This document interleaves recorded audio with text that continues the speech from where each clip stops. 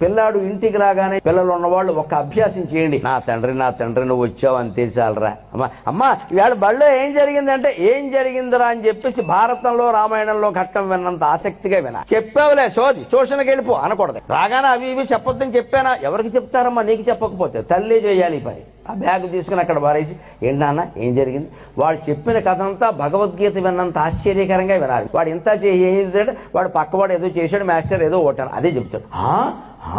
మా అప్పుడు ఎప్పుడు ఇలా జరగలేదురా. ఇలా చెబితే కలిగే ప్రయోజనం చెబుతున్నాను నేను. చిన్నప్పుడు వాడు చెప్పిందల్లా మనం వింటే వాడు పెద్దయ్యాక మనం చెప్పినట్టే వింటాడమ్మా, అనుమానం ఉంది. మా అమ్మ నేను ఏం చెబితే అది వింది, పెద్దయ్యాక అర్థమవుతుంది నేను చెప్పిందా సోది తప్పితే ఏం లేదని. అయినా మా అమ్మ ఓపికగా ఉంది. మా నాన్నగారు పెద్ద ఆఫీసర్, ఆయన కూడా ఒళ్ళో కూర్చోపెట్టుకుని దశరథ మహారాజు రాముడు కబుర్లు విన్నట్టుగా విన్నాడు. మా నాన్న ఎంత గొప్పవాడు అని ఆయన కూడా అలాగే ఉంటాడండి. ఎందుకంత అద్భుతమైన వ్యవస్థను మనం కోల్పోతున్నాం? దీనికి రూపాయి ఖర్చు లేదే.